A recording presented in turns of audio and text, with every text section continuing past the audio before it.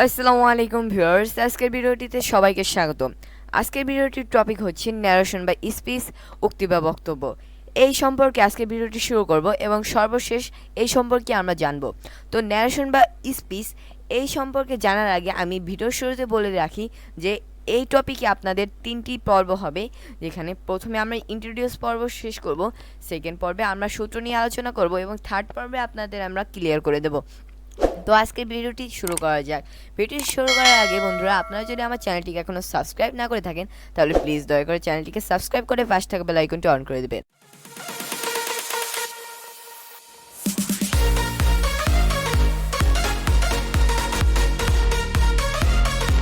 তো বন্ধুরা, তো আপনারা দেখতে পাচ্ছেন আমি এখানে একটি শীট সাজিয়েছি।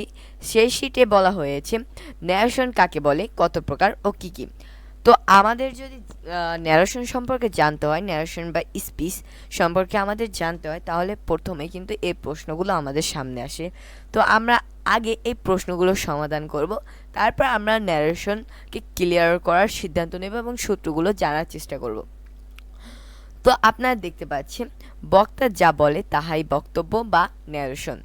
তো এটা তো সিম্পল, আপনাদের আমি সিম্পলভাবে এই যে টপিকটা আছে এই টপিকটা শেষ করার চেষ্টা করব। তো বক্তা যা বলে তাহাই বক্তব্য বা ন্যারেশন। তো এখানে আরও কয়েকটি প্রশ্ন আপনাদের সামনে আসবে, যেটা হচ্ছে স্পিকারকে, লিসেনারকে এবং ন্যারেশনকে। তো আমরা আগে এইটুকু জানি যে স্পিকার, লিসেনার এবং ন্যারেশন কি।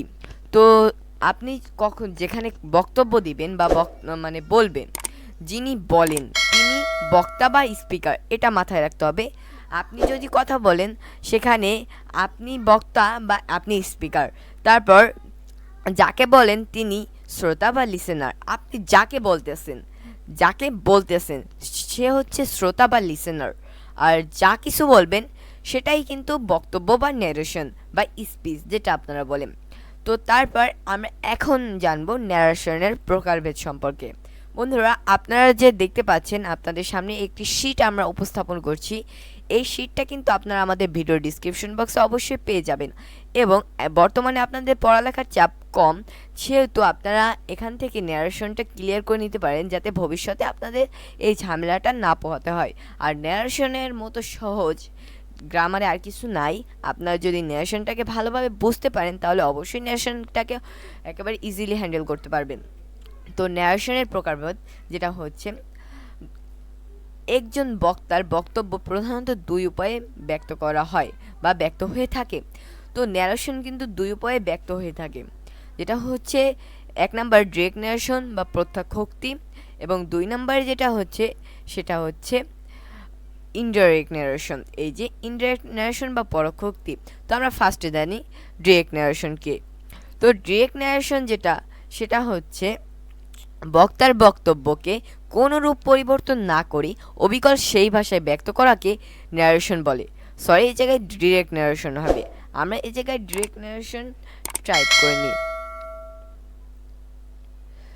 Direct narration. তো আপনারা এটা দেখতে পাচ্ছেন, এটা হচ্ছে ডিরেক্ট ন্যারেশন।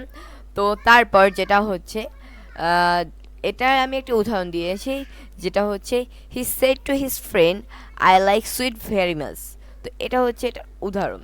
তো তারপর আমরা এখন ইনডাইরেক্ট ন্যারেশনটা জানি, তারপর আমরা ডিরেক্ট ন্যারেশনের যে প্রকারভেদ রয়েছে বা ডিরেক্ট ন্যারেশন যে অংশ দুটি রয়েছে সেটি সম্পর্কে জানব। তো ইনডাইরেক্ট ন্যারেশনে যেটা রয়েছে সেটা হচ্ছে বক্তার বক্তব্যকে পরিবর্তন করে কিন্তু অর্থ অপরিবর্তিত রেখে নিজের ভাষায় গুছিয়ে বলাকে ইনডাইরেক্ট ন্যারেশন বলে। তো এই যে ডিরেক্ট ন্যারেশনে কিন্তু পরিবর্তন না করে, আর এখানে কিন্তু পরিবর্তন করে, কিন্তু এই জায়গায় পার্থক্যটা হচ্ছে যে অর্থটা অপরিবর্তিত রেখে নিজের ভাষায় গুছিয়ে বলবে সে। তো আপনারা নিশ্চয়ই বুঝতে পেরেছেন। আপনাদের যদি কোনো জায়গায় প্রবলেম হয় তাহলে অবশ্যই আপনারা আমাদের কমেন্টে জানাবেন, এবং আমরা অবশ্যই আপনাদের কমেন্টের ব্যাক দিতে, রিপ্লাই দিতে ইনশাল্লাহ চেষ্টা করব। তারপর এই জায়গায় বলা হয়েছে, আমি এই জায়গায় একটি উদাহরণ দিয়েছি। এই যে দেখতে পাচ্ছেন, এই যে he said to his friend I like sweets very much. তো এটা মানে উত্তরটা আমি জায়গায় ইনডাইরেক্ট ন্যারেশনে বলেছি, সেটা হচ্ছে he told his friend that he like sweets very much.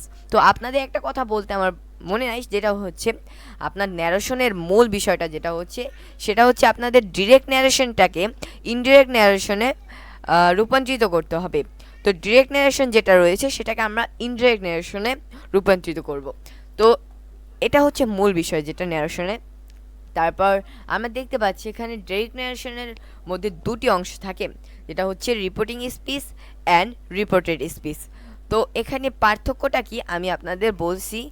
তো এখানে আপনারা দেখতে পাচ্ছেন আমরা একটি নোট লিখেছি, সেটা হচ্ছে একটি কমা এবং দুটি ইনভার্টেড কমা এই অংশের দুটিকে একে অপর থেকে পৃথক করে।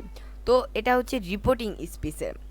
আর রিপোর্টিং স্পিচের পার্থক্য যেটা সেটা হচ্ছে কমা এবং ইনভার্টেড কমার মাধ্যমে এটি একে অপর থেকে পৃথক করে। তো আমরা এখন রিপোর্টিং স্পিচটা সম্পর্কে জানি। রিপোর্টিং স্পিচটা কি আসলে? তো রিপোর্টিং স্পিচ হলো ইনভার্টেড কমার বাইরের অংশ, অর্থাৎ কমার আগের অংশ এখানে দুটি পক্ষ জড়িত থাকে, বক্তা এবং সে যাকে বলছে। তো রিপোর্টিং স্পিচটা মূলত হচ্ছে আপনার বক্তা এই যে কমার আগের অংশ। আপনার এটা এই জায়গায় বলেছি যে এখানে একটি কমা এবং দুটি ইনভার্টেড কমা থাকবে, যেটা হচ্ছে এই হচ্ছে কমা এবং এই হচ্ছে দুটি ইনভার্টেড কমা। তো এখানে আমি আবার বলছি যে কমার আগের অংশ অর্থাৎ ইনভার্টেড কমার বাইরের অংশ, he said to his friend, এটুকু হচ্ছে আপনার রিপোর্টিং স্পিচ।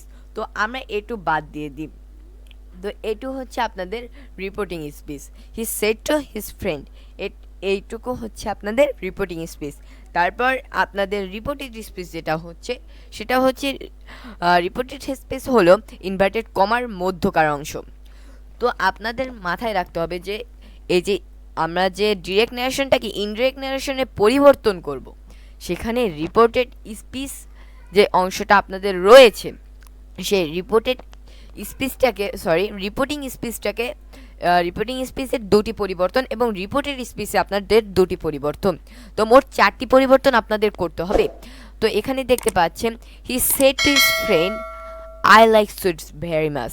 তো আমি ওই উদাহরণটাকেই এখানে রেখেছি। তো এই জায়গায় আমি আবারও বলছি রিপোর্টেড স্পিচের সংজ্ঞা হচ্ছে ইনভার্টেড কমার মধ্যকার অংশ। তো অর্থাৎ he said to his friend, এটুকু বাদ গেলে ইনভার্টেড কমার মধ্যের অংশ হবে I like sweets very much. তো আমরা এটা বাদ দিয়ে দিই। তো আমরা এখান থেকে বাদ দিয়ে দিলাম। তো I like sweets very much এটা হচ্ছে আপনাদের রিপোর্টেড স্পিচ সেটার অংশ। তো আপনাদের আজকে ইন্ট্রোডিউস পর্বে এখানেই আমি সমাপ্ত করছি। আগামী পর্বে আমরা অবশ্যই ন্যারেশনের সূত্রগুলো জানবো, ন্যারেশনকে কীভাবে আমরা আগামীকালকে রিপোর্টিং স্পিচ যেটা রয়েছে সেটা থেকে যে দুটি পরিবর্তন সেটা জানবো এবং রিপোর্টেড স্পিচের যে দুটি পরিবর্তন সেই দুটি পরিবর্তন আমরা জানবো। তো বন্ধুরা আজকে এই পর্যন্তই। ধন্যবাদ সবাইকে। আসসালামু আলাইকুম, আল্লাহ হাফেজ। এবং আপনারা অবশ্যই আমাদের ডিসক্রিপশন বক্সে এই যে নোটটা ডাউনলোড করার লিঙ্ক পেয়ে যাবেন এবং আপনারা পরবর্তী পর্বের লিঙ্কও আপনার ডিসক্রিপশন বক্স অথবা ফার্স্ট পিন কমেন্টে পেয়ে যাবেন। আল্লাহ হাফেজ, আসসালামু আলাইকুম।